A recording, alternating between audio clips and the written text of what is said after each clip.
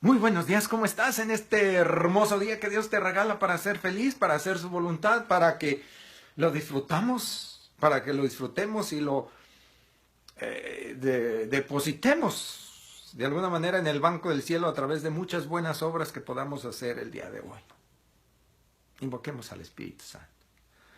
Ven Espíritu Santo, ven por medio de la poderosa intercesión del Inmaculado Corazón de María, tu amadísima esposa. Amén. El Evangelio de hoy dice que cuando Jesús terminó de hablar, despidió a la multitud y se fue a su casa. Una vez en casa se le acercaron sus discípulos y le dijeron: Maestro, explícanos el significado de la parábola del trigo y la cizaña.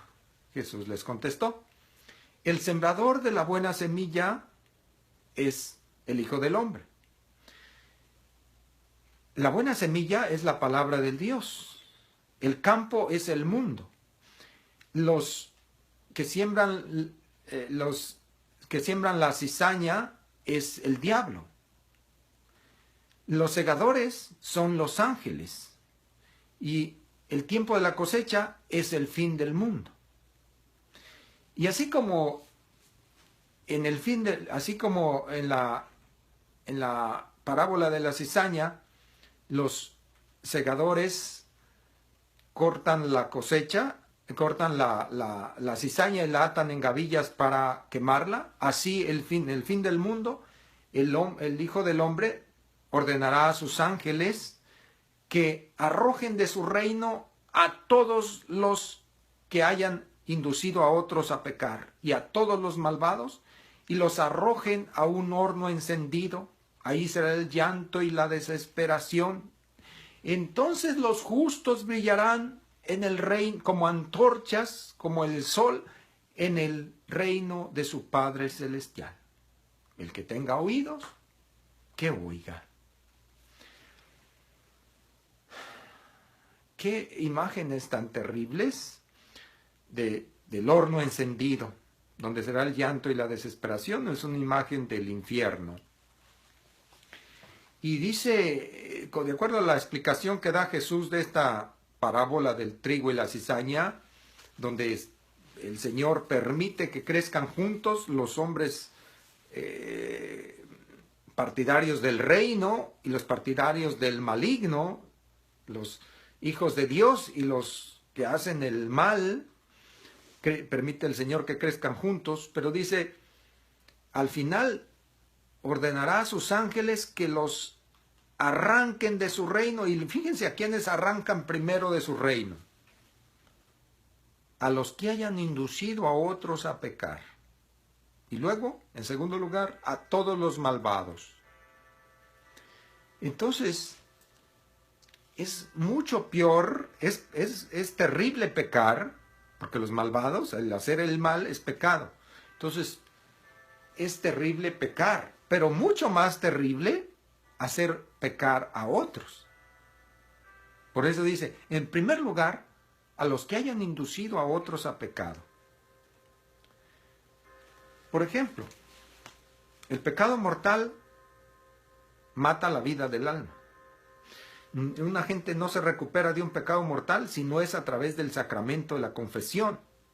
Que vayas ante Cristo, que está revestido a través del sacerdote, ahí está Cristo, y Cristo te regresa cumpliendo los pasos para una buena confesión, que es reconocer el pecado, arrepentirse del pecado, confesar el pecado, propósito de no volverlo a hacer, confesar el pecado y cumplir la penitencia. Haces esos pasos y Cristo te regresa a la vida del alma. Pero, ¿por qué es tan terrible hacer pecar a otros? Porque mira, si tú cometes un pecado y luego el Señor, en esa misericordia que tiene, te da la luz y la fuerza de arrepentirte, reconoces tu pecado, te arrepientes, te propones no volverlo a hacer, vas y te confiesas, cumples la penitencia, y ya el Señor ya te deshiciste del efecto de ese pecado, del pecado mortal. Pero si el pecado mortal, ese pecado que cometiste fue, por ejemplo, adulterio, tuviste relaciones sexuales con otra persona que también a su vez cometió un pecado mortal, y fuiste el causante de que la otra persona también cometiera un pecado mortal. Tú vas y te confiesas, te arrepientes y te perdona el Señor. Pero ¿qué tal si la otra persona no se arrepiente y se muere en pecado mortal y se pierde su alma y se va al infierno por tu causa? ¿Con qué le vas a pagar esa alma que Dios quería salvar, que es un hijo de Dios, que Cristo ha muerto en la cruz para salvarlo? ¿Con qué se lo vas a pagar a Dios? Si se perdió su alma y se fue al infierno por tu culpa, por haberlo hecho pecar. Por eso es tan terrible eso, el hacer pecar a otras personas. De cualquier manera hay que evitar a toda costa cometer pecado, pero sobre todo, con mucho más ahínco, fuerza y decisión, evitar hacer pecar a otros. ¿Y cómo lo vamos a hacer? Entonces, ¿qué vamos a hacer? Vamos a ponernos a evangelizar continuamente, a ayudar a otros a acercarse a Cristo, a salir de su pecado, dice el apóstol Santiago.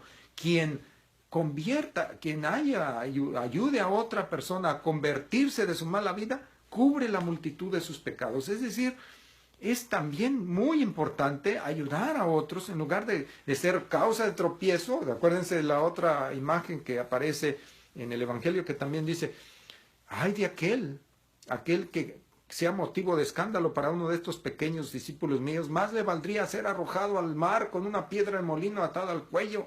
¿Qué quiere decir? Que se va a ahogar, pero eso es malo. Pero peor es ser arrojado al lago de fuego, al infierno. Por eso es mucho peor. Entonces, tenemos que esforzarnos por mantenernos evangelizando, trayendo a otras personas a Cristo, a la gracia, a la vida de la luz, de la paz, del amor. Y eso solamente lo podremos hacer en el nombre de Cristo, dejando al Espíritu Santo actuar en nosotros, dejando a Cristo manifestarse a través de nosotros. Que sea Cristo, que como dijo San Pablo, ya no soy yo el que vive, sino Cristo que vive en mí. Entonces, dejemos a Cristo actuar en nosotros, seamos activos, dinámicos en las manos de Cristo para que el reino de Dios se expanda y muchas personas que Cristo ama tanto y que Dios ama tanto y que nosotros también debemos amar, alcancen la salvación eterna. Que el Señor te bendiga, te guarde, te muestre su rostro y te conceda su paz. El Padre y el Hijo y el Espíritu Santo y la Virgen te envuelva con su manto. Sigamos evangelizando, sigamos feliciando. Nos vemos cuando nos veamos.